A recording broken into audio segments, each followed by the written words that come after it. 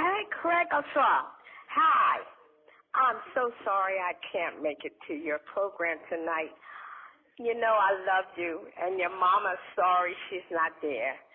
But I'm wishing you lots and lots of laughs and lots of just love and fellowship with your friends and everybody that comes. I'm sorry I'm not there, but you know I'm with you, and you're in my heart. Take care, love. You know I call you Buka, and I know I shouldn't because you're not a baby anymore, but you're still my baby. Love you.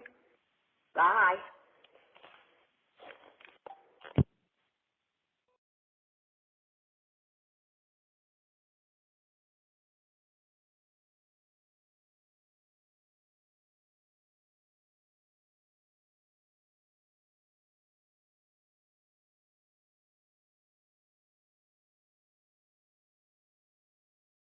So, it's this Friday, February 28th, at the Rotunda Theater, Friday Night Live. Dude, have you checked? You're gonna be late. Yeah, bro, you're gonna be late. Yeah, you're gonna be late. I don't care either way, but you're definitely gonna be late. You're gonna be so freaking late, dude.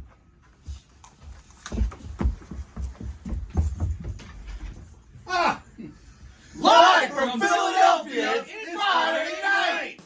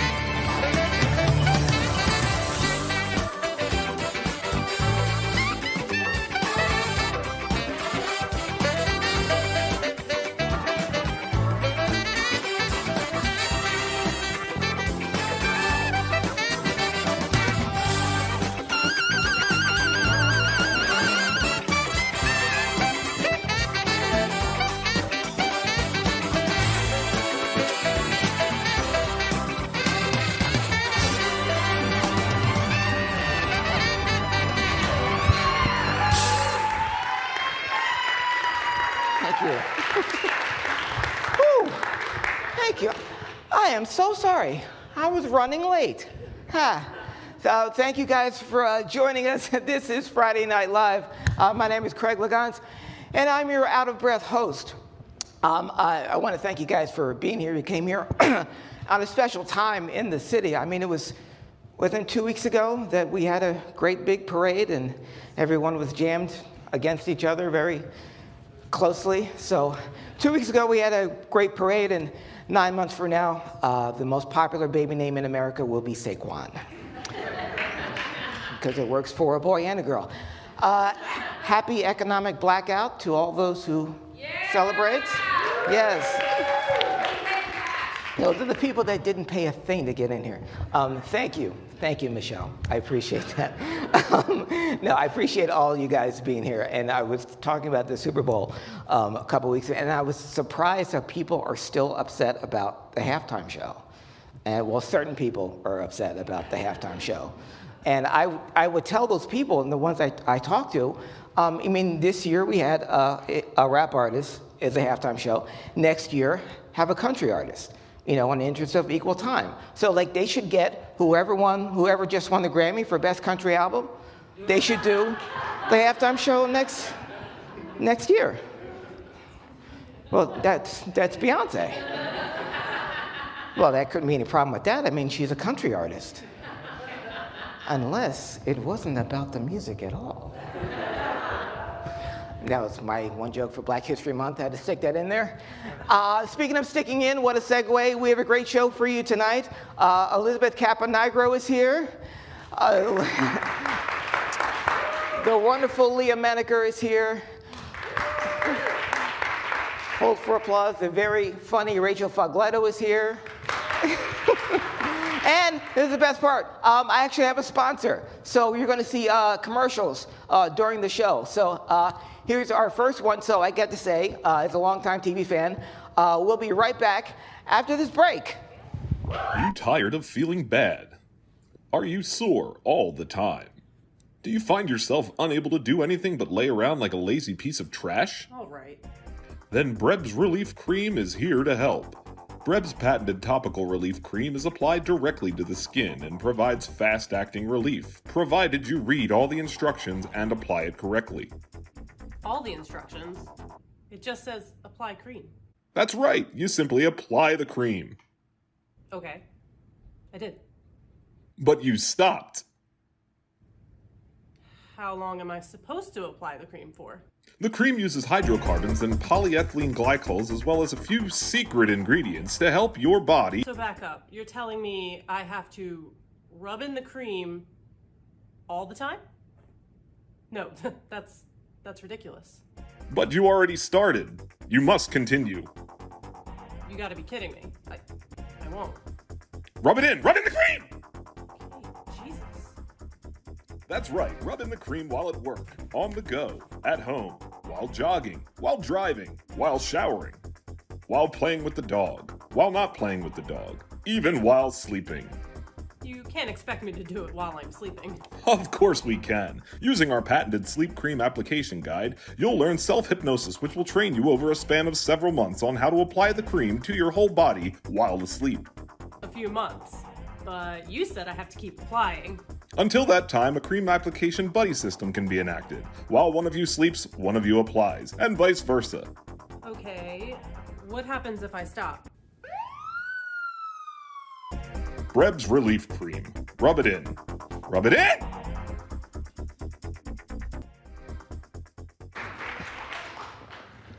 I was waiting to do this next segment. This next segment was going to be later on in the show, but I waited long enough to talk about this, so we're going to do it now. So if you guys don't mind, we're just going to start it right now because I can't wait. This has been 16 years.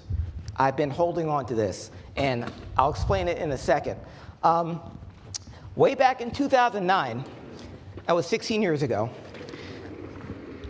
the Philadelphia Eagles had a contest, and they asked fans to send in a video. The Philadelphia Eagles and the Eagles Television Network had a contest called Time's Yours. So they asked fans to send in the video, and the winner would get to be the Eagles sideline reporter for the last preseason game of that 2009 season. So they got more than 1,000 videos of people sending in their video clips. It only had to be a minute.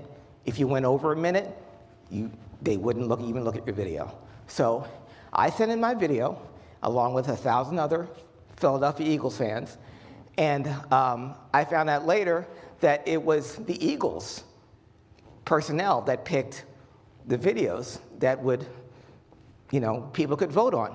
And they picked the top 3. So mine was one, and this other girl named Beth had a video too. And this was her video.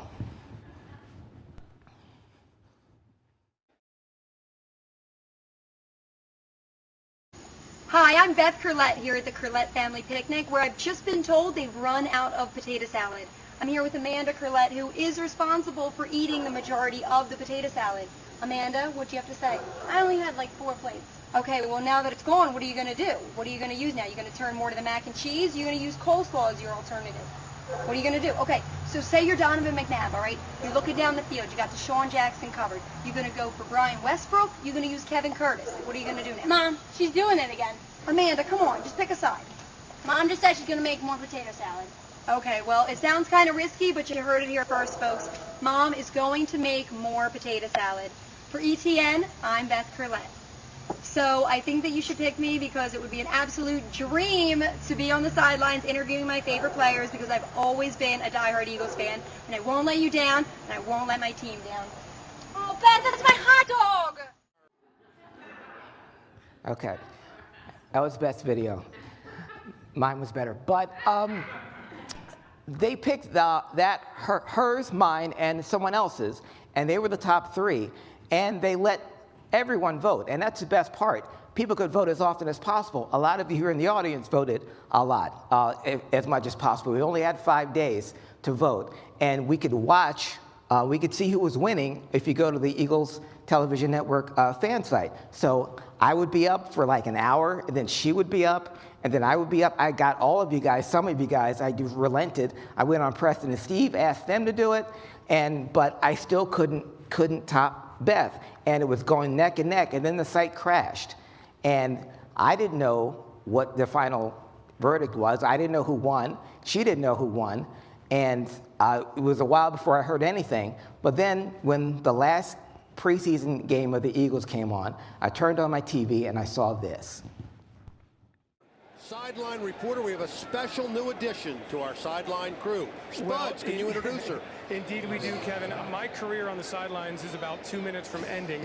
We're turning it over to Time's Yours contest winner Beth Curlett from Delaware County. She's going to take over in the second half. Hundreds of entries on PhiladelphiaEagles.com, and Beth is the winner, and she's coming your way in the second half. Hey, well, Spuds, I just want to say it was nice working with you, and I hope you do well in your next job. Thank you very much, Hugh. Let's get down to Beth on the sideline. Okay. Thanks, guys. Something to watch in the second half is the battle at wide receiver. We have Reggie Brown, a former starter who now finds himself on the roster bubble. Does he stay? Does he go? This game could decide. Now, we're seeing a lot of Michael Vick. What does he add to the offense? Well, obviously, he adds some speed. I mean, he got around the corner a few times there. You can tell he's getting his feel after, after every play, he feels a little bit better. So now he's getting to go in at the #1 quarterback. I'm sure he'll even feel better. Thanks a lot, Kevin. Big lessons learned tonight from our run defense, which was so good in these past 3 games. What happened here? Sean McDermott has to see his defense step up on this drive. Back to you guys. This will probably be Dave Spadel's last broadcast because she did a great job. Great job, Beth. Okay, so I had to watch that, and after watching Beth win and be the Eagles sideline reporter, she didn't stop there. She went on to star in a major motion picture called Ageless Love, a true story about a Jewish couple in the late 60s. It got 83% on Rotten Tomatoes. From there, she got to be an on-air, she still is an on-air host on QVC. She's seen by about 3 to 5 million people every week. She's probably on TV right now as we speak. And she's got a new movie coming out called Madonna Non Grata. She's, let's see, so actress, QVC host, wife, mother. She's basically living a life I should have had I won this contest. And you guys are here on a great day because today is the first day we've ever met. So please welcome my nemesis, Elizabeth Caponigro.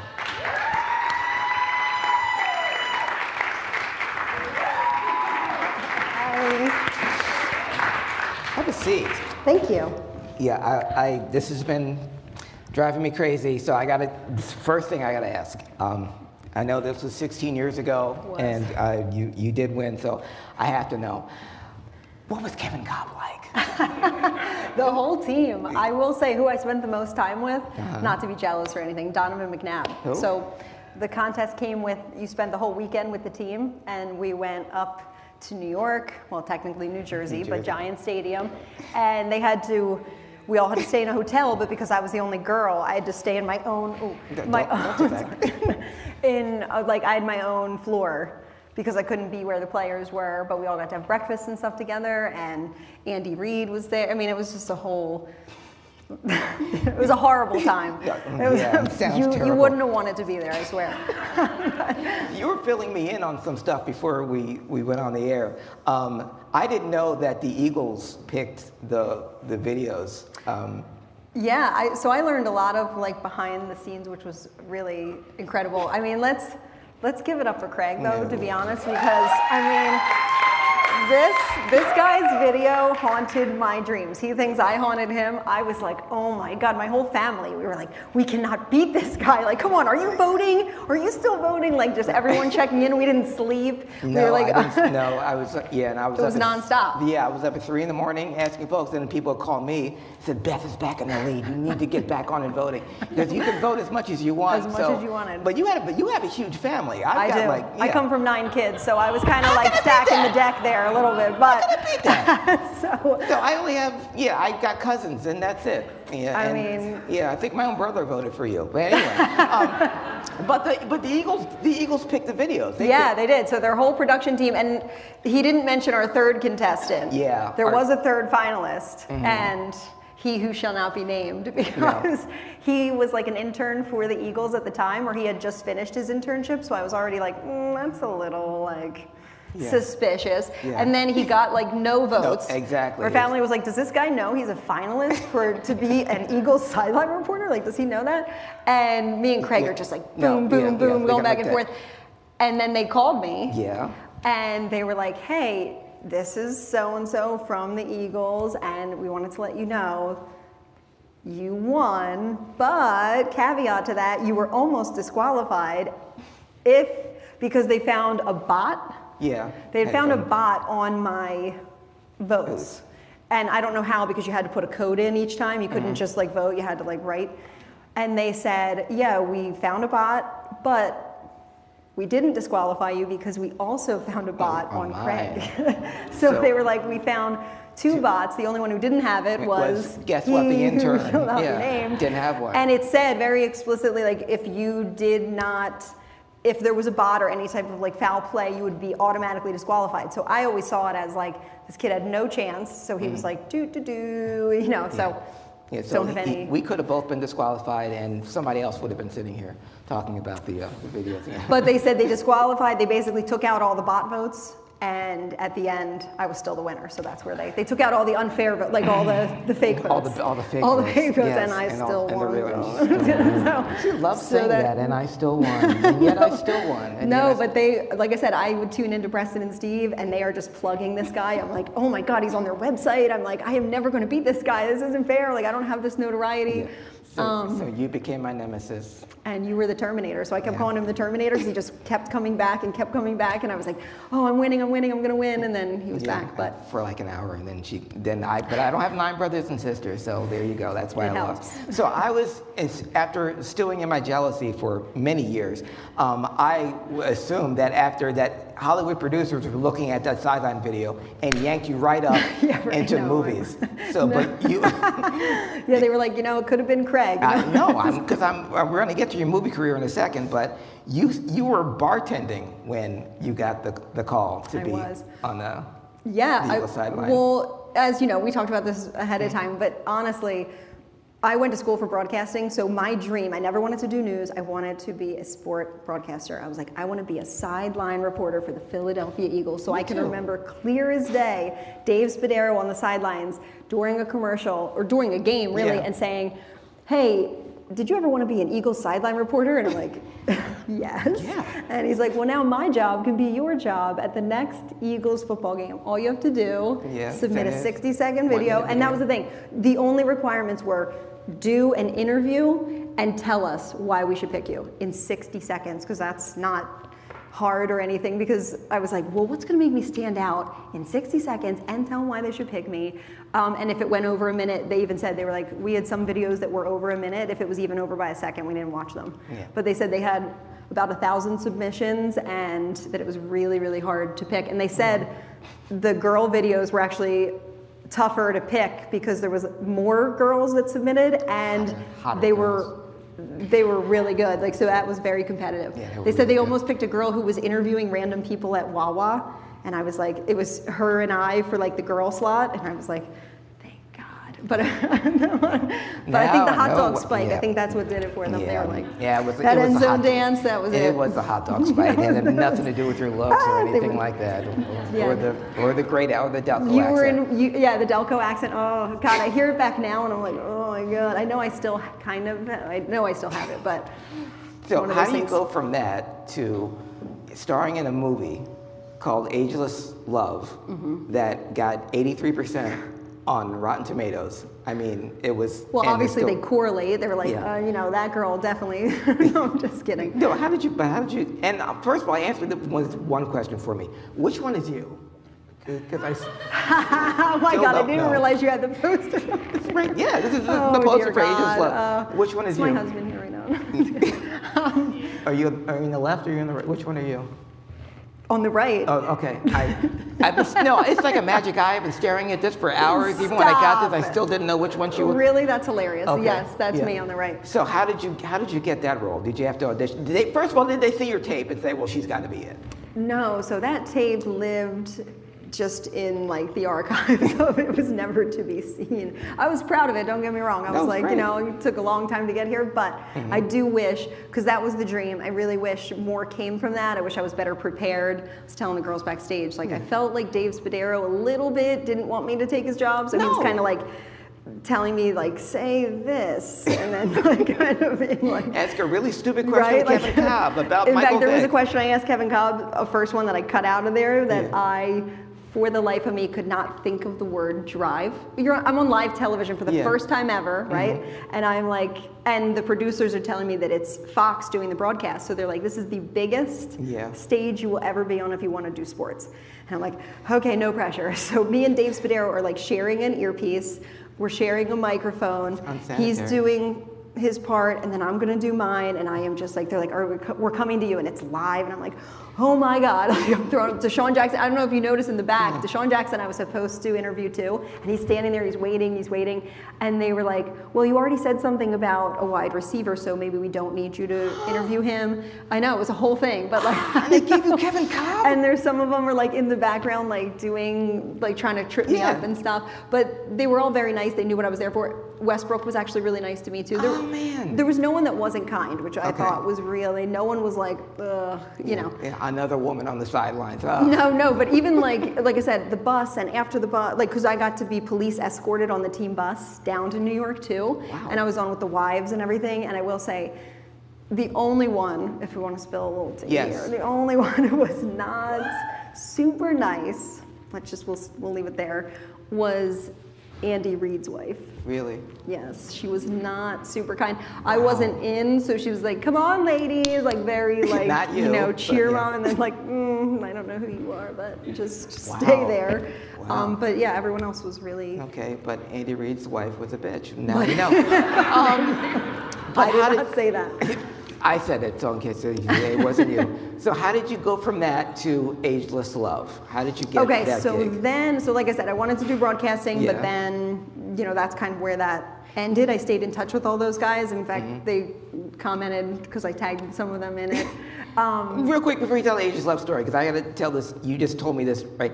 That was the first, last, and only time they had this contest in Philadelphia. Yeah. And yeah, so it wasn't like, oh, I'll do it next year. Nope, it's gone. The people that started this contest left Philly and went to where? Went to the Chiefs. Went to Kansas City. City. All places. So they were doing it there, and so we just thought it was bitterly ironic that we beat the Chiefs in the Super Bowl. And we're meeting on the same year that we finally meet for the first time. Yeah. So that's, I mean, I had to throw that in there just as still a cool thing, because this is the first time we've ever met. And trying to keep it together. And they did have me record, so I was all through the stadium before the game started recording promos for next year, and it was literally like, I kept teasing, I was like the Kelly Clarkson of the Times Yours contest. I was the first winner, but I would say things like, if you want to be like me, I was doing the Dave Spadaro bit. This is what you have to do, and they had me do all this stuff. They interviewed me on there and everything, and all of that footage. It's gone. Gone. Because they were like, we can't use this now, because now the contest isn't here anymore. There's no more contest. Wow. So that all got scrapped. So I'm like, gee, I would love to have that just to show my kids, all that kind of stuff. Well, you know what? Either run for office or chop off your husband's head, and they will find that stuff right away. Like, remember that Don't Go accent? It will come out of the woodwork. Now, Ageless Love is available on Amazon, correct? And so you can watch it if you want. So did you have to audition for that, or did they just look at your sideline? So again, I'm a big believer, I don't know if anyone else is like this, I'm a big believer in, like, willing things into the world, but also if something's meant for you, it will find you and like anytime I wanted to deviate off of the broadcasting or like performing or any type of TV path, something pulled me back in. So like I would be content and I'd be like staying in my lane, and then all of a sudden this opportunity where I'm like, I don't think this is real, would present itself. Yeah. So Ageless Love was like that, because fast forward, I had actually started working behind the scenes at QVC, like as a coordinator, setting up shows and whatnot. Moved to Virginia because my husband took a different job, got married, all of that after all this. Moved to Virginia and I had to quit there. So while I was down there, I was like, you know what? I want to get into acting. You know, if I could do whatever I wanted, like if I could start over, what would I do? Let's try acting. I did plays my whole life, you know, let's see.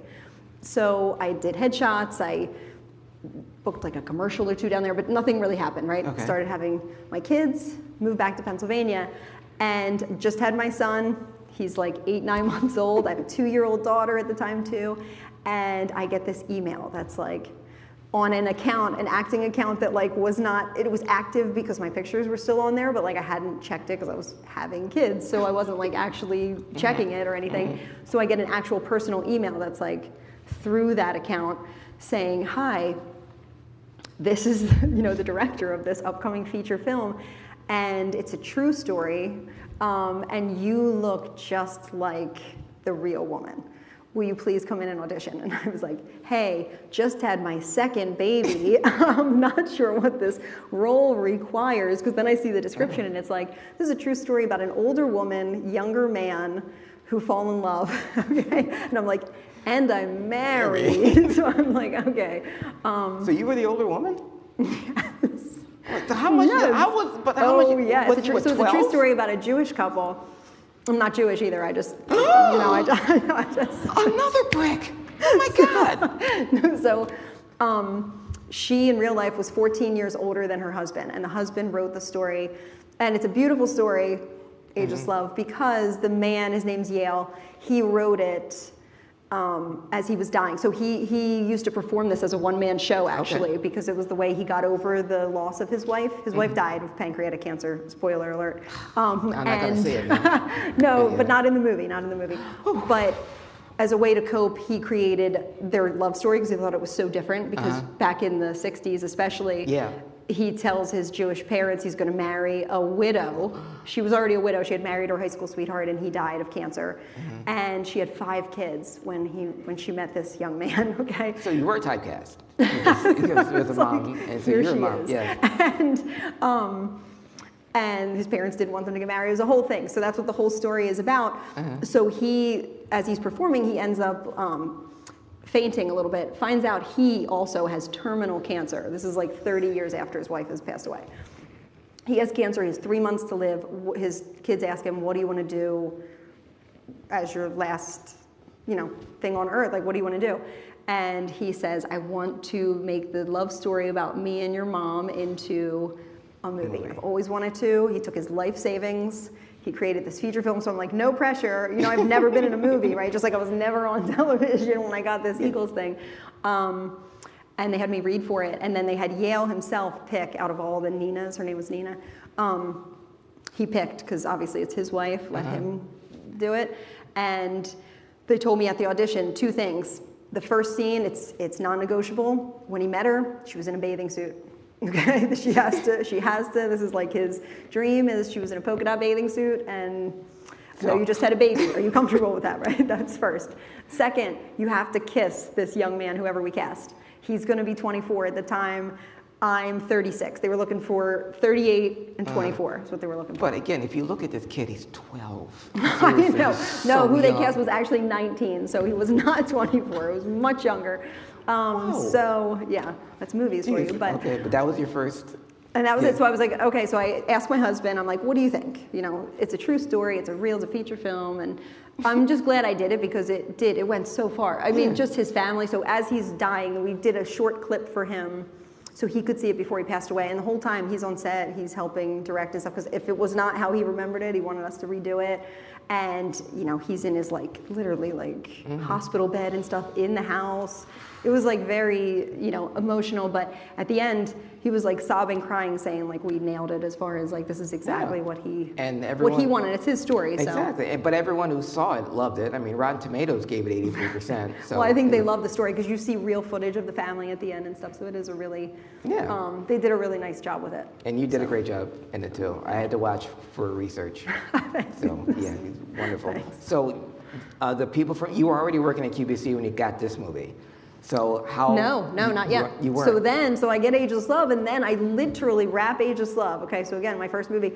Then all of a sudden, this is what I mean, how things just like start to spitball. And then I get a call from a man I had not talked to in 5 years, who I worked backstage with at QVC, who now opened his own talent agency, and was looking for talent to possibly audition to go on air for QVC. And he's like, hey Beth, are you ready to go on air for QVC yet? And I was like, haha, yeah. And he's like, let's meet for coffee. And then sure enough, he's like, I called you here for a reason because I have a brand that I think they sent me the rundown of what they're looking for, and I think you're it. Like, you should submit a tape. So he helped me submit a tape, and I got it, and I've been on ever since. So 5 years ago. Every time you submit a tape, you win something. I mean, I was like, I'm like a golden goose. No, I'm kidding, no. And you've been a host on QVC for how long now? 5 years. For 5 years. And you're the brand ambassador. That was your first brand ambassadorship, right? Yeah. And you're right now, you're the brand ambassador for 5 different brands. Can you name them? Mm-hmm. So it started with, my first was Dr. Scholl's shoes. Then I had one called Save the Girls. They're not on anymore. Oh, sorry. Sorry for your loss. I have America and Beyond, the hand-beaded handbags. Cozy Earth, which is like they sell sheets and pajamas and very soft clothing. Sheer Tex, which are the unbreakable tights that you might see Taylor Swift wearing at the games. How many of you guys are QVC watchers? And so she's talking your language, right? Like you know exactly what she's saying. This is all brand new to me because I was on this morning. Oh, she was on this morning. But the hours are weird because I think even when you're here that you're on TV at some point, but you were on this morning, but at some point... And the 7 a.m. show. Yeah, 7 a.m. show. But at some point, you were on the set for 24 hours straight. 3 times. It's called a Today's Special Value. You guys know what that's about. If you are the Today's Special Value guest, you sleep at the studio, and you're on from midnight to midnight. And when I tell you the hits that they give you, like, hey, you have to be on 7 a.m. and then you're back on at 8:15 and then you're back on at, there's no time to sleep in between, so it's like a 3-day event. Is there a cot and a bucket for you? There's a whole green room there. So for this clip we're going to see right now, what time of day was this and how were you feeling? Is it Alberti? Is that the host? I think this is it. Is that the one we have? I don't know. Ben? It's probably, what I sent you was probably the early, probably like a 10 a.m., but since you've been up since midnight, it's... So where were you here? What time was this here? Yeah, this was probably about 10 o'clock in the morning. In fact, and I was like, oh my gosh. So I have to say, I love Alberti. Is one of my all-time favorite hosts, like literally. And I was like, Alberti, we have 3 hits together today. You can't wear like this sandal, this a woman's sandal. Like, what are you going to talk about? You know what I mean? Like normally the host wears it for you. Yeah. They also demonstrate it. And he's like, my mom lived in her wooden Dr. Scholl's sandals. I am going to kill this. Okay, and he did. He's amazing. We love each other. I love him. Wow. Is it running? Your screen. Beth Caponigro is here with me today. It is such a pleasure to have you in the show. This is like Christmas. I know, like literally, I got to work with you 3 times today. One of my favorite people, not only because you have a heart of gold. Oh. She's so wonderful. But you bring us a brand that I grew up with, right? One that I've known since birth because they've been around for way longer than I have, 100 years. A century. I mean, this is a century of fashion in the making. Here it is. I know, it's so cool. And what other brand? I mean, there's a seldom few brands that can really say that they've stood the test of time like Dr. Scholl's. And this is the newest iteration of that iconic wooden sandal made for our QVC customer. Based on your reviews, we started, this is a year in the making. Okay. A year ago, we did a big deal for you and you loved it, but based on on your reviews, we changed it for the Today's Special Value. But knowing how much you loved it, we were like, this has to be a TSV. So let's talk about all of those updates and everything that we did to make this a Today's Special Value. And also, you know, some of the iconic footbeds that Dr. Schultz is known for. Your number one selling footbed. Number one sandal construct. So that also live television. So that was part of the that was don't lean back. I keep doing that. Yeah. I know when I want you to relax, but I want you to just So that was hour what? Hour 8? Oh my God. Well, 12. when it's like I said from midnight and that's probably 10 a.m. So that's 10 hours. I think I vampire slept. That's what I call it when I have to sleep in my makeup and my lashes and keep my hair good. I call it like literally you sleep on your back and you just put your arms like that. I can't imagine. Like a casket. I can't imagine. I think I did that for like an hour. Wow. I can't imagine being at work for 24 hours. I could barely manage. Well, everyone knows when you're the TSV guest, they're like, do you need anything? You have a sign on your door that's like, do not knock on this door because if there's a chance this person got to close their eyes for a second, leave them alone. There's a fridge and stuff, but man, it is brutal. You're walking around in your pajamas, you're like, I'm so tired. And you've done that 3 times? When was the last time you did it? March, actually. That was that TSV was March. Okay, so it was last March. It was last year? Just last, yeah. Wow. Okay, can you opt out? Can you just... No, and my first TSV ever, my first airing, so I get the job, and then my first airing was April of 2020. We all know what happened then, right? So my first airing was from my couch. They were like, hey, QVC had literally just shut down like 2 weeks earlier, and they were like, you're gonna do your first ever, again, on live TV for the first time with QVC, an hour-long show from your couch. Get ready. So I was like, okay, with headphones in and stuff, and just having to work with it. So for 3 years I did it from home, and then, but my first TSV was from home, and I was very proud because in one day, they like to tick off how many are gone, and in one day on my first TSV, they were like over 50,000 pairs sold in one day. Wow, like, I was pretty impressed. I was like, that is impressive. So that was a pat myself. Yeah, pat yourself on the back. That's amazing. No, I admire what you do. I admire everything that you've done since that ill-fated Sunday, way back in 2009. No, but when the contest was going on and we were both voting against each other, and I was just trying to get as many votes just like you were, but I didn't know whether, my girlfriend at the time asked me, he said, are you friends with her? Did you friend her on Facebook? Yeah. I said, no, hell with her. And he said, well, she's trying to do the same thing you are. And so I think I sent you a friend request first.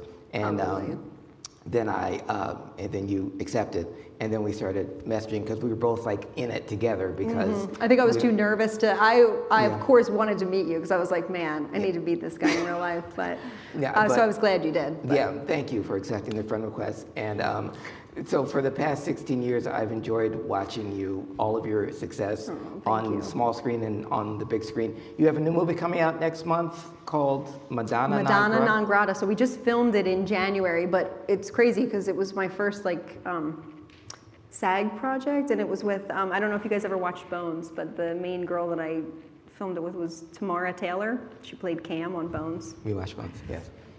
So that was my co-star, and then Isaac Keys, he was in the NFL too, and he's on Power Book.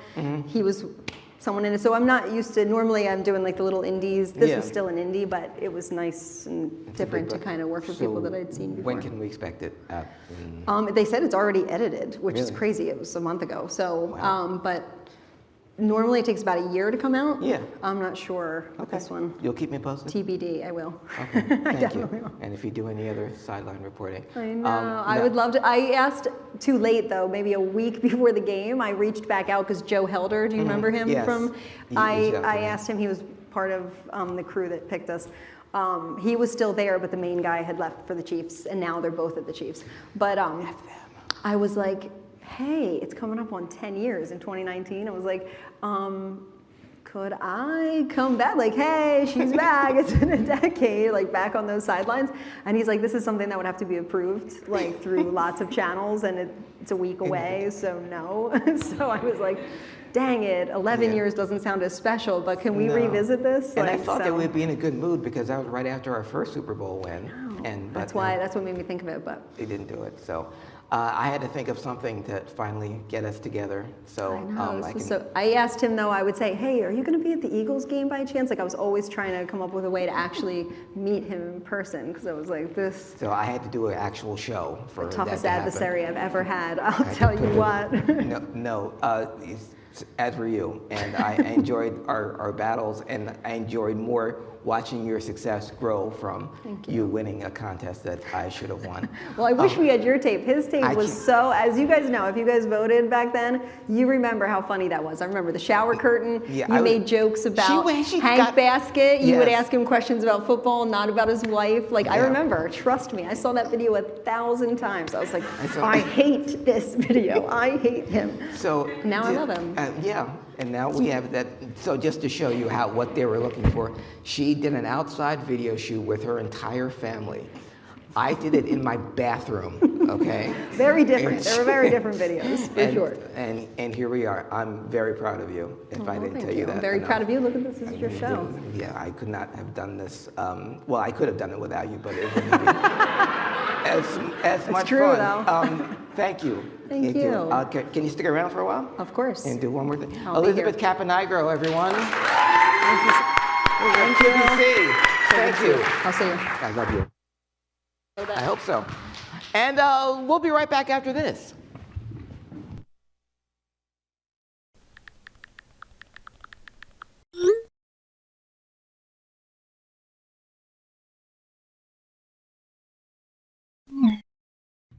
Hey, just getting done work. How are you?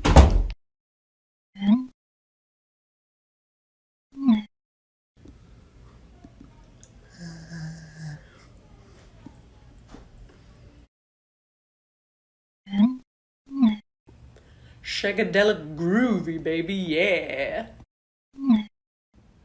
I mean, shagadelic groovy, baby, yeah.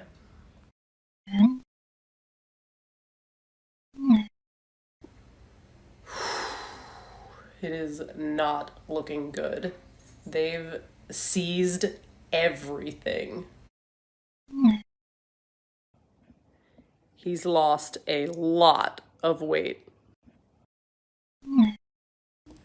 And like, they have all this documentation basically proving that he could have been paying his taxes and he just chose not to.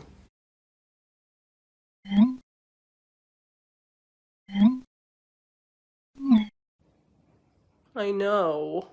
I'm so sad about it.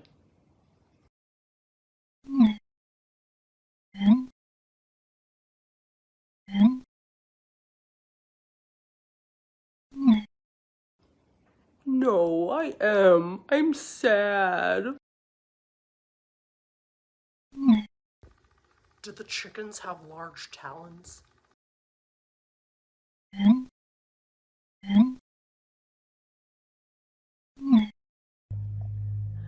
They said he...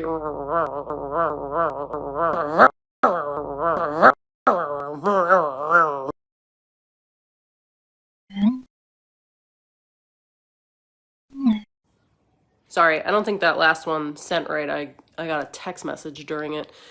Anyway, the dog is...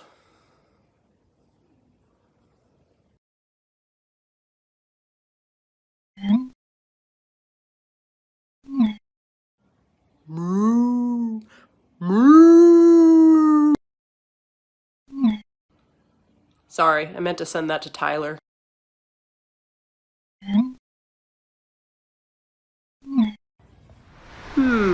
I will do a burrito, sofritas,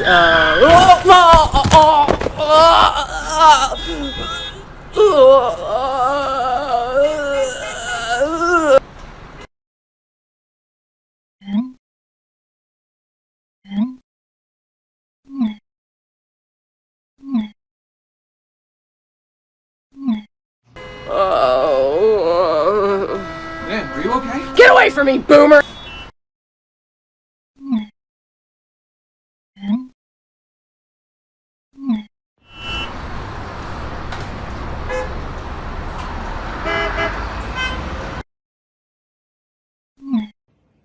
I'm just kidding. I'm okay. I am headed to the hospital, though. My ass and my legs are shattered. Just completely destroyed.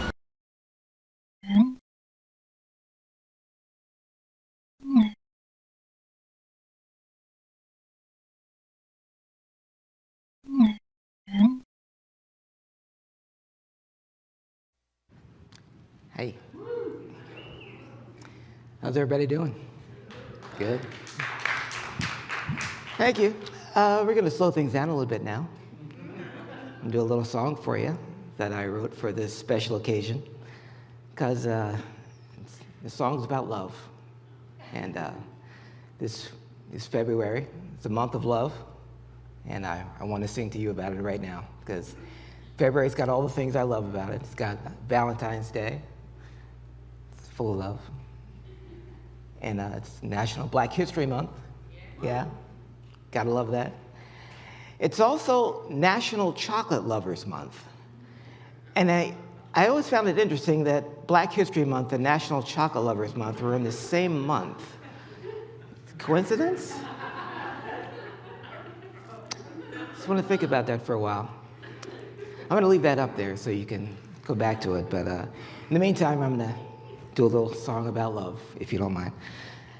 The thing is, love is so special, like it is in the photo above my head.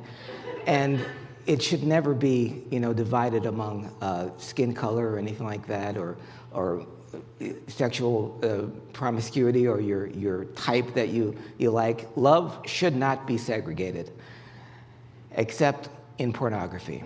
And that's how I feel, and that's how I always feel.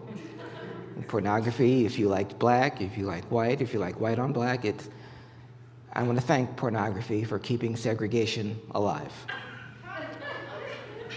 And also I want to thank pornography for helping me correctly spell the word amateur. Could not do that without pornography. I'm getting off track here. I'm sorry. It's just such a thing, when I remember I was old enough to, buy pornography, and I would keep it in a brown paper bag under my bed. But then times changed, and I kept all my pornography on a thumb drive that I kept in a brown paper bag under my bed.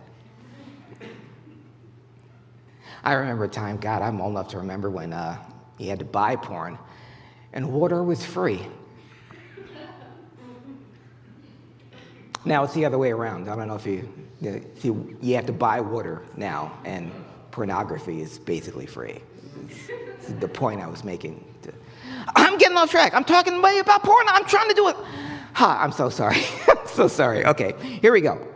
I wrote this song for this special occasion, and it's all about love. Here we go. One more thing about porn, though. The thing, when I really realized how much I'd grown as a person and how my values had changed, I was watching, a couple of years ago, I was watching an adult film, at work. But I'm watching this film, and the only thing I could think of while I'm watching this video is, man, that's a nice couch. And I would stare at it, and that's a great, I would even try to look it up, and I thought it looked, the one I saw in the video that I watched over and over and over again was something I could probably get at IKEA. So I went down to the IKEA, the one on Columbus Boulevard in South, and I even talked to them. I said, do you have this couch? And that's how much my priorities have changed. That's how much I've grown as an individual.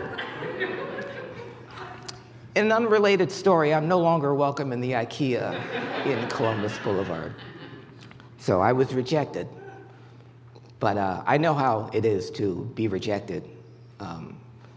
We're talking about love, and I know what it's like to be rejected, especially when you love someone and they take you for granted. They don't treat you the way you feel you deserve to be treated. And I know this pain firsthand because I own a cat. So I am a cat daddy, And a cat daddy is a lot like a sugar daddy, in that you spend all your time, energy, and money on a significantly younger woman, and all you get in return is occasionally she'll sit on your lap and pretend like she likes you. This is how she looks every time I tell that joke. She gives me this look. But that's my love. One of the loves of my life is my cat. The other love of my life, and some of you probably know if you've seen any of my shows before, the other love of my life is television. I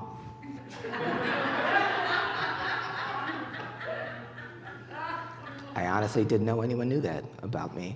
But yes, I love television. And for those of you who are like me and enjoy the love of the medium that I do, here is the list of what I'm currently watching. And stuff I just finished watching. So yes, how do you have all the time to watch all these shows, Craig? I have a cat.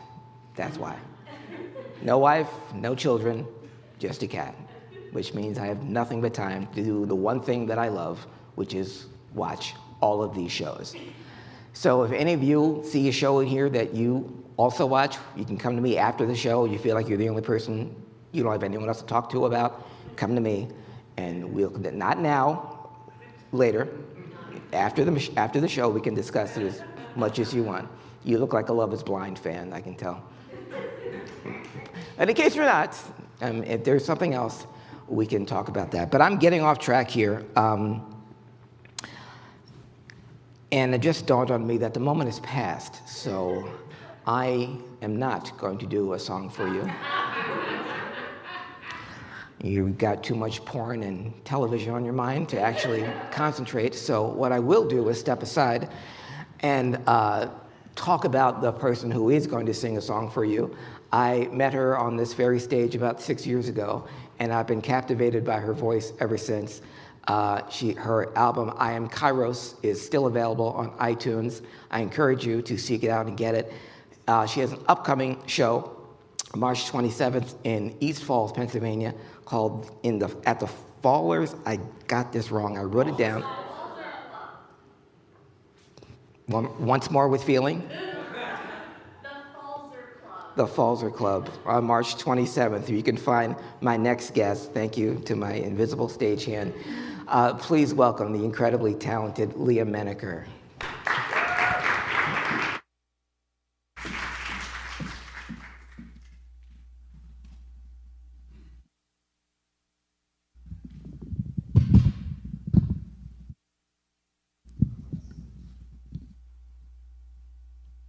This is called These Dog Days.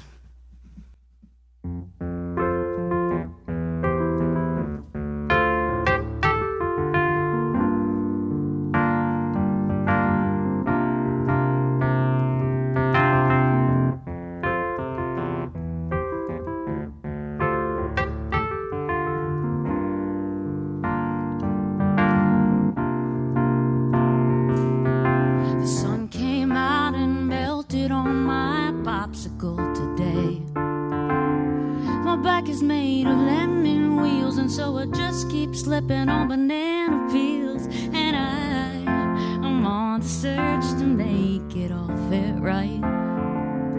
Like the yellow polka dot bikini that you wore for the first time she sipped a martini. If anyone could change that string of luck, I know it's you. I guess I'm asking, would it be cool if we could meet this afternoon by the pool? And I think you're the one to spin this whole thing around. Stop this tower of waves pushing my sandcastles down. Let me borrow your sunglasses to shield me from the rays. 'Cause these dark days are slowly turning me mad. Oh, these dark days are slowly turning me mad. Somehow I woke up with a drum inside my head. I guess I'm falling asleep in the sun, 'cause my face is red and my body's just numb with the summer of always looking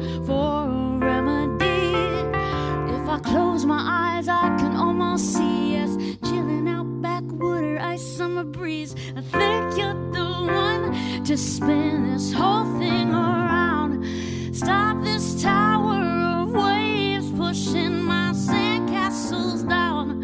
Let me borrow your sunglasses to shield me from the rays, 'cause these dark days are slowly turning me mad. Oh, these dark days are slowly turning me mad. Will you be the bright spot of my week? Be the aloe to my sunburned cheek. Flip-flop drop into the August heat. Will you revive my summer senses? Draw me back onto my feet. 'Cause I think you're the one to spin this whole thing around. Stop this tower of waves pushing my sandcastles down. Let me borrow your sunglasses to shield me from the rays, 'cause these dark days are slowly turning me mad. Oh, I think you're the one to spin this whole thing around. Stop this tower of waves pushing my sandcastles down. Let me borrow your sunglasses to shield me from the rays, 'cause these dark days are slowly turning me mad.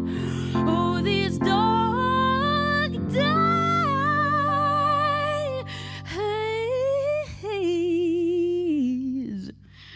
are slowly turning me mad.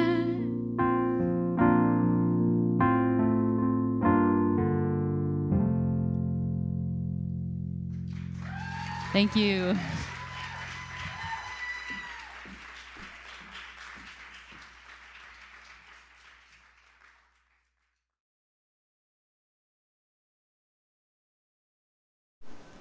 Hi, I'm Craig Liggeons, and this is a black moment in history. I want to talk about the TV show That's My Mama. That's My Mama ran on ABC from 1974 to 1975. It was a story about a black man named Cliff, played by Clifton Davis, who ran a barbershop and lived with his mom. In this particular episode, the What's Going Down episode of That's My Mama, a young Wallace Shawn ran into the barbershop and accused Clifton of stealing all of his money. He said a black man said, "What's going down?" before hitting him from behind and stealing his wallet. Clifton said he'd been in the barbershop all day and it couldn't possibly have been him.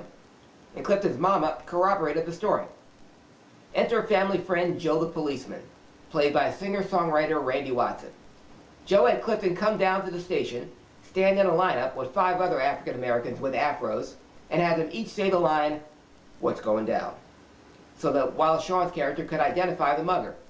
After hearing that Clifton could possibly do some serious time, Wallace Shawn's character broke down and admitted the truth. He had lost all his money at the track and couldn't tell his wife. So he told the cops that a black man stole his money. The episode got a lot of criticism and even prompted an NAACP spokesperson to say, "Yo man, that's messed up."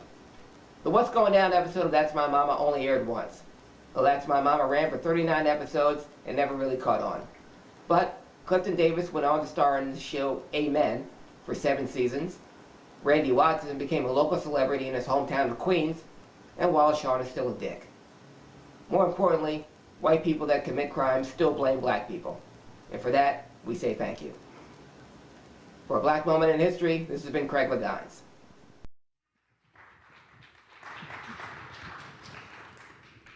I got to tell you a little something about that clip. That clip is 14 years old, but people still think that that's a real episode of That's My Mama. That Randy Watson from Coming to America is a real person. And it's like, how come I don't remember that episode? That video has got 20,000 views and like 95 comments with people fighting over each other. It's like, that's not real. Yeah, it's real. Randy Watson's a real person? No. So for anyone who's still confused, there is no Randy Watson. There was never a What's Going Down episode of That's My Mama. Everything Eddie Murphy did was made up, and everything I just did in that video was made up. Whew. Okay. What isn't made up, what's not made up is the talent of my next guest. When I pitched, I asked her to do the show. It was simple. I said, I'm doing a show, it's the last day of Black History Month, and I need another white girl. So obviously she said yes. I've been following her career all through Philadelphia. She headlined her own show at Punchline on December 22nd. Her album is This the Test. It's currently out on iTunes and Spotify. You can get it. I encourage you to get it. It's incredibly funny. She just started a new podcast called Is This What I Signed Up For?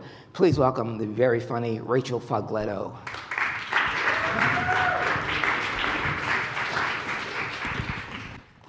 Thank you. How are we doing? How are we feeling? Good.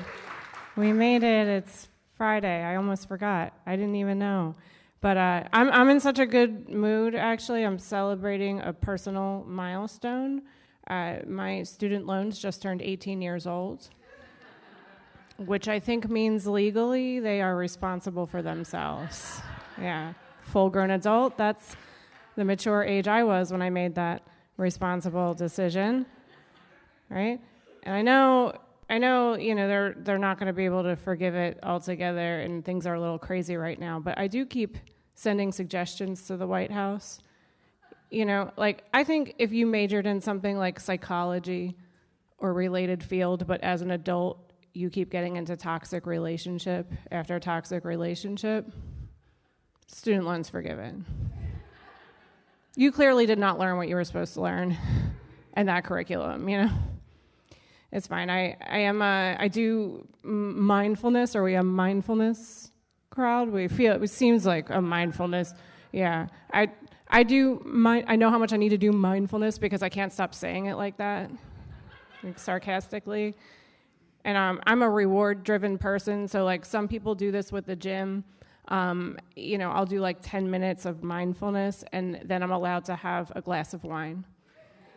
And then it's mindfulness. And then I do 30 more minutes. I think I have a program idea. I'm always pitching. If you like it, talk to me after the show. 50% off. No, I'm just kidding. Maybe depends on the interest. I'm gonna gauge it. But no, I am. So we like mindfulness. That means everybody. We're good with therapy now, right? There's not a stigma anymore. I think everybody does it. My mom's almost there. I'm working on it. But yeah, we like therapy. I love my therapist. She's always like, Rachel, you have to reframe negative thoughts. She's like, you probably heard people say things like, life hands you lemons, make lemonade, or every dark cloud has a silver lining. She said, how about you try one? I was like, when you're codependent, you're never alone. I thought that was pretty good. She thought that I had a love addiction for a while. Which a love addiction, it's really the same thing as being codependent, but if you call it an addiction, religion can profit from it. That's where I see where we are. It's funny. I used to identify as an atheist, which means I'm still a good person. I just don't know why. I don't. But now I have crystals, so I don't know if I can claim it anymore. I don't think it works that way. I think you have to give it up after that. I just say I'm questioning. But yeah, love addiction, you're not really addicted to love, but you're addicted to the chemicals in your own brain that fire off during a new, often very bad for you relationship. So I don't think that we should call it that, That's like saying you're addicted to coffee, but really you just can't stop blowing the barista. It's not the root of the problem, And as I'm getting older, I'm trying to be more mature, responsible. I started dating someone new. I told him about the love addiction. He was like, I don't know, that kind of freaks me out. I think we should slow it down. I was like, hey, you can relax because it's not like I'll ever actually love you. It's reframing negative thoughts. See?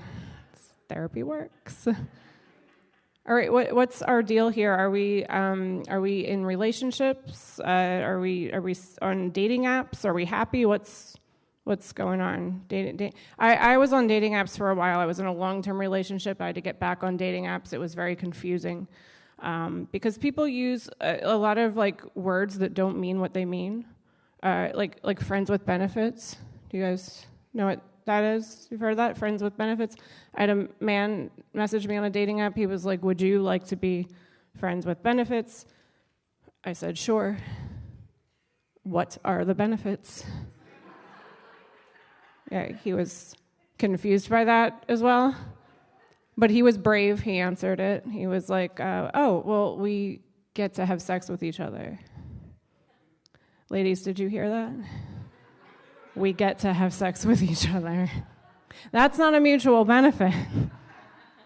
And look, I get it. I fancy myself an empathetic person. I feel like I can, try to see things from another perspective. And men, if you're attracted to women, I'm sorry that there is a scarcity of women that want to bang you for no reason, Like, I'm sorry that you have to deal with that. I really am.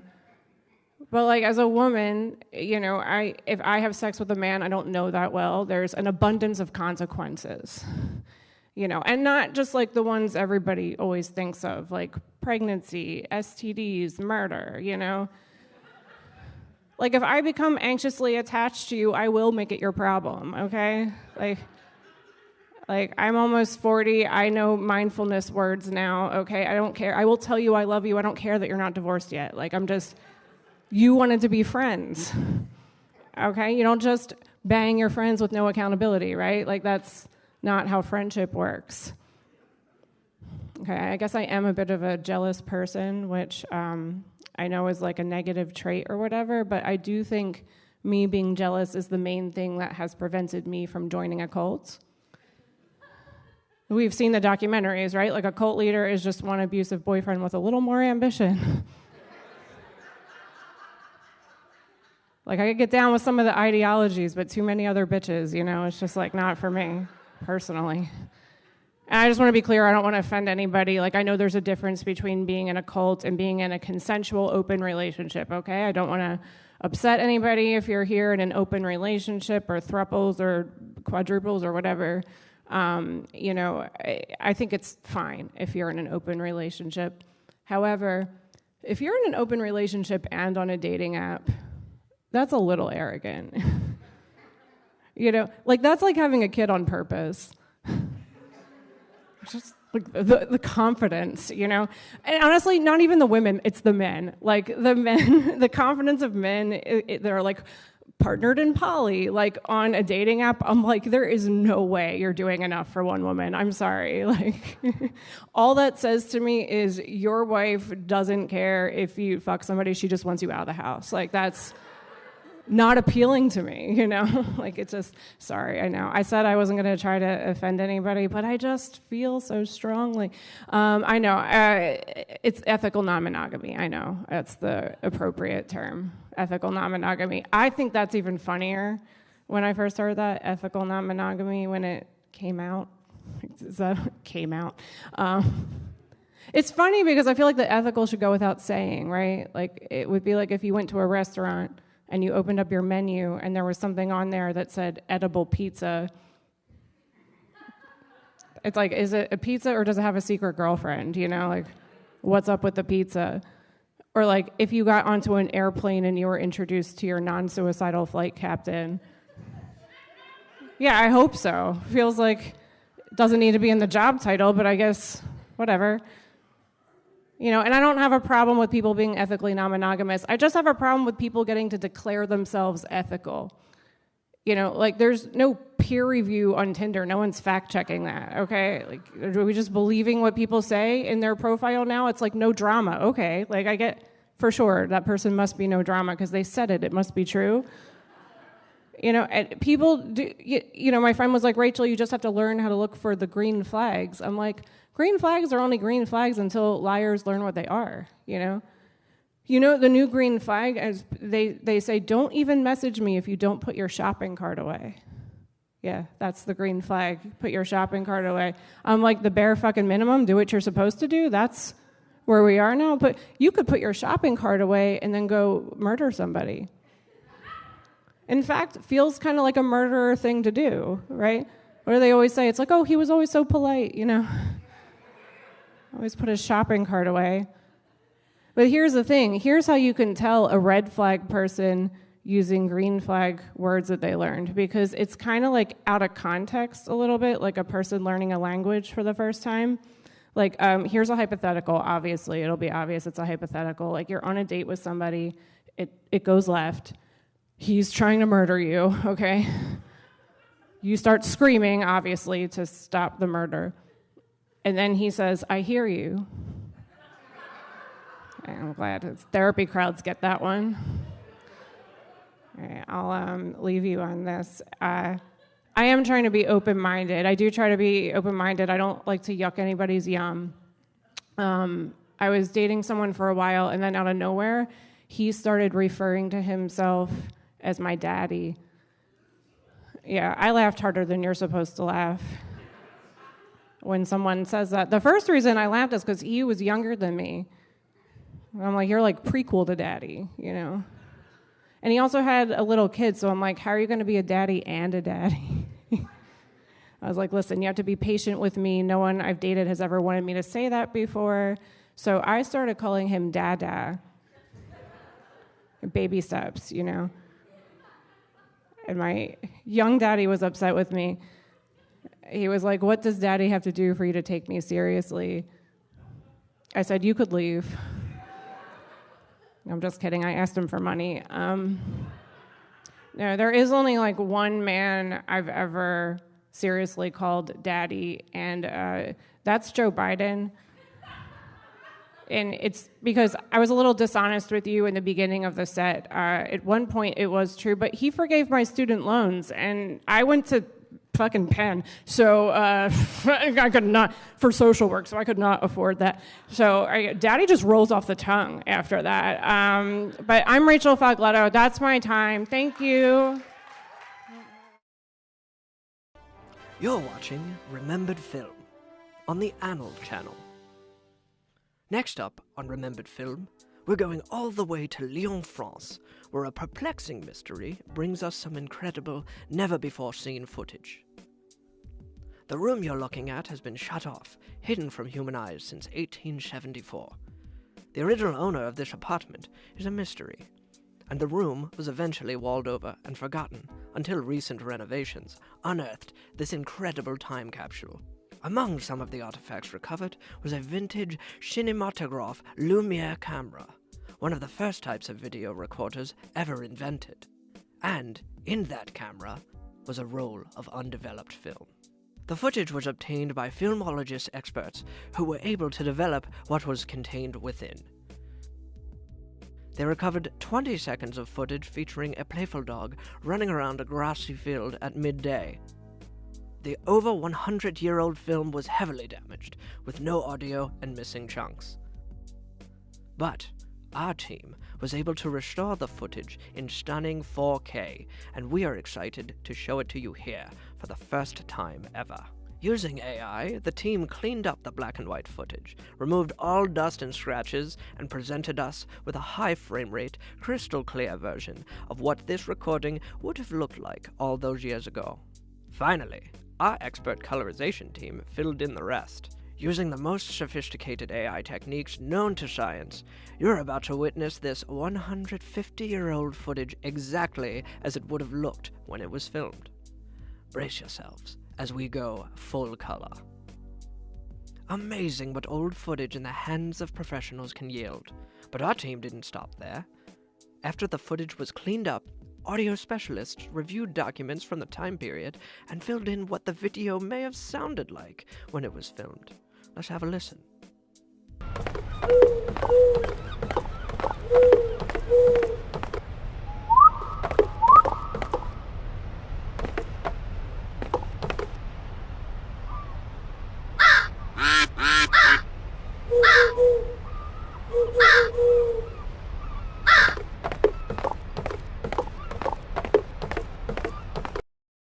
Astounding. Stay tuned for more Remembered Film. Ladies, will you join me, please?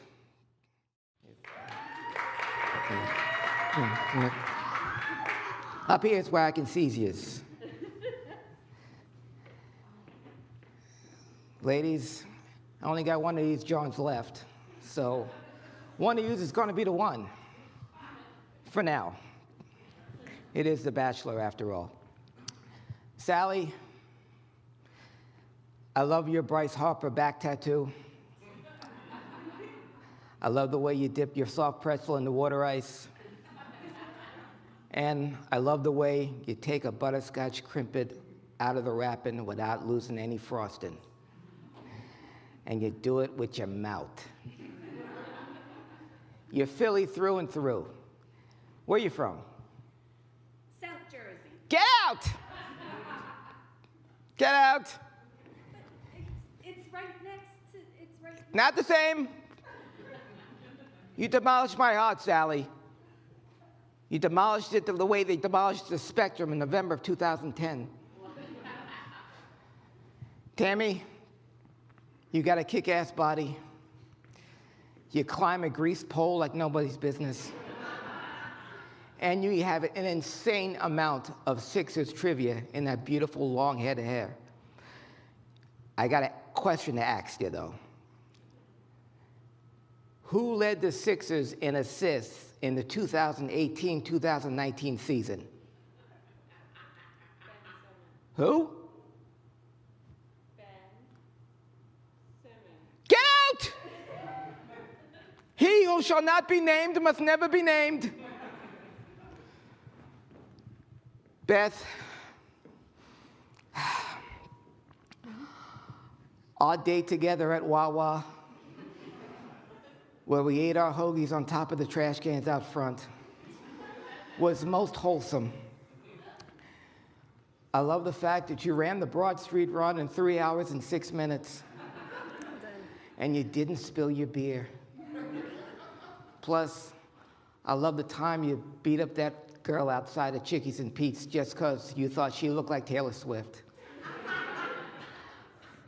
You know, I ain't fitting to lie. I think you're the one. No cap. You can put the cap back on. That was the never mind. Yeah. Well, Ryan, I'm going to be honest with you. I'm only on this show to be on television. That's first. But after spending, these couple minutes with you, I really think I'm in love with you because, I love the way that you get us kicked out of Eagles games for harassing the fans from the other team. Mm. And I love... It's okay. I love when you tell me not to talk during Eagles games. And... But I know that you already banged every girl on this show because it is The Bachelor, but I know that when we banged, it was special. You know why? Why? It wasn't just because we had the Super Bowl playing in the background. It was because when we was doing it, you said, "Call me Super Bowl MVP Jalen Hurts." And I said, okay, while we're doing it. But then you kept calling me Super Bowl MVP Jalen Hurts while we were doing it, so that was weird. But I don't care. It made me realize that I want you to be the one to push my tush for the rest of our lives. Okay? It makes me so happy. Beth, will you be my Kylie Kelsey? If you'll be my Allen Iverson, because he's the answer. So.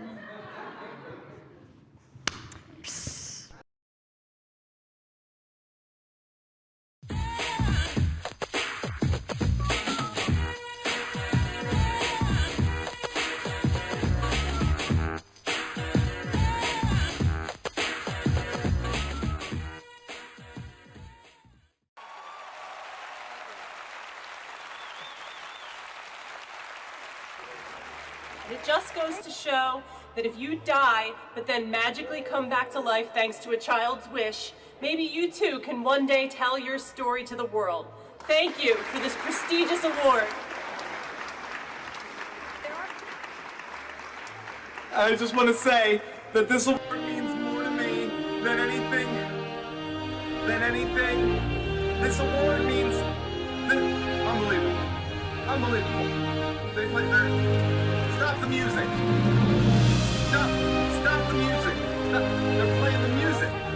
They're playing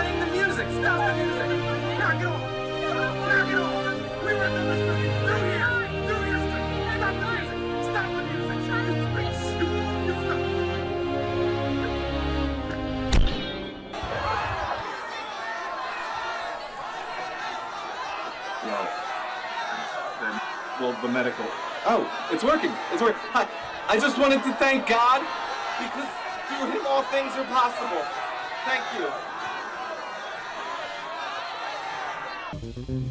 The 125th Annual Brevy Awards will return after these messages. Ladies and gentlemen, once again, Leah Menaker. This is called How Has the Mailman Still Not Come By?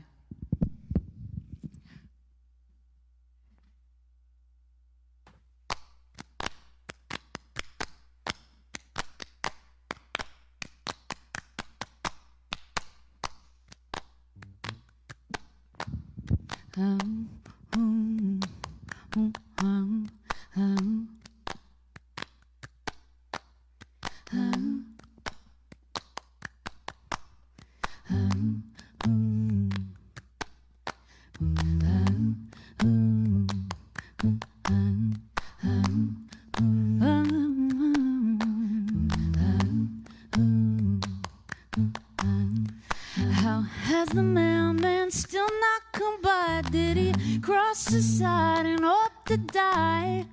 Basketball hoops, Susie never wants to play, but he did say he saw him and she wouldn't lie. I got a letter, he better deliver. Left past the sidewalk, chalked and up the river. Where are all the people? Buzzards on the steeple. If you feel it, it's somewhere down deep, then he's a keeper. How has the mailman still not come by? Did he cross the side and hope to die? Basketball hoops, Susie never wants to play, but she did say she saw him and she wouldn't lie. Let's get a little funky now.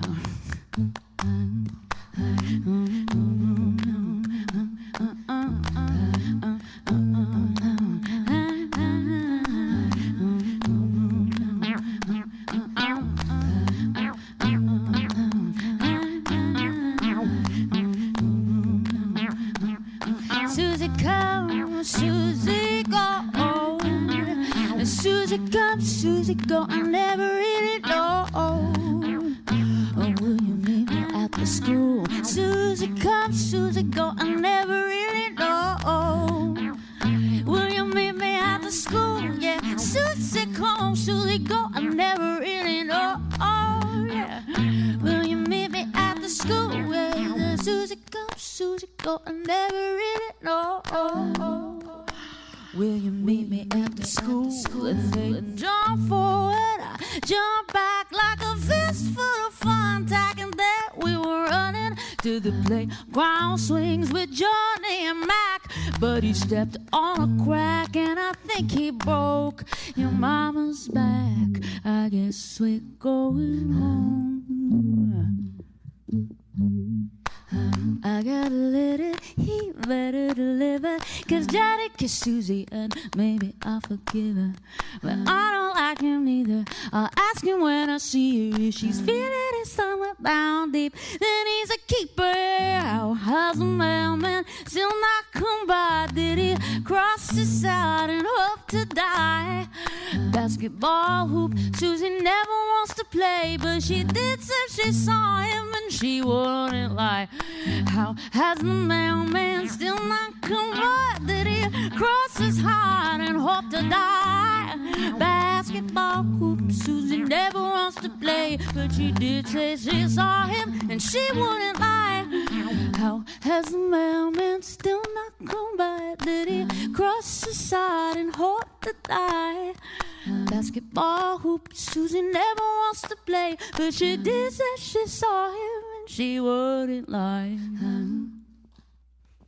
Thank you.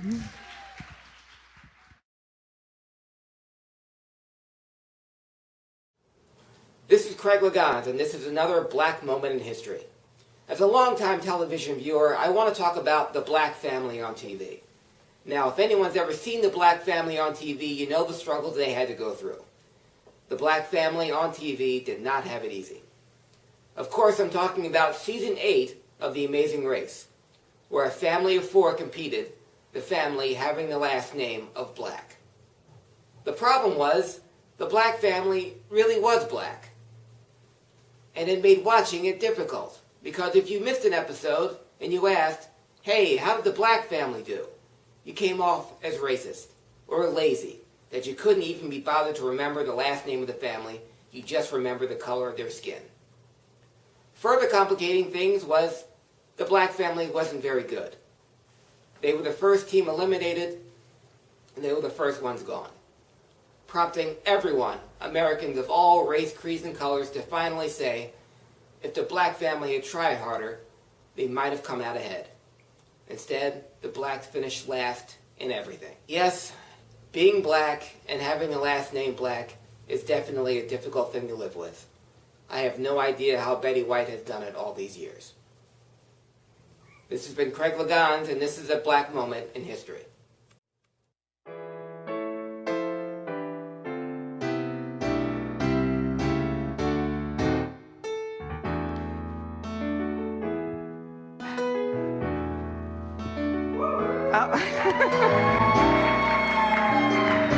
That's our show, folks. I want to thank all my guests once they join me on stage, like it says in the direction. Thank you to Menaker. Thank you to Fogletto. Thank you to Mauri Rapp. She took all the videos in the beginning. That was her holding the camera. Thank you, Elizabeth Caponigro, wherever you are. Thank you to Erik and Stephanie Germanski, who made all the great videos that made you guys laugh. Thank you to Preston and Steve. Thank you to Ben Beck, who did all our sounds and lights today. Thank all of you for showing up on this god-awful weather. The price of eggs can't hurt you here, so this is a safe place. And I thank you so much for spending it with me. You could have been anywhere. And Elizabeth Caponigro! The always prompt Elizabeth Caponigro. Thank you guys. This has been a blast for me, an honest dream come true, and I couldn't be happier to spend it with a bunch of wonderfully talented people. So that's it. Good night.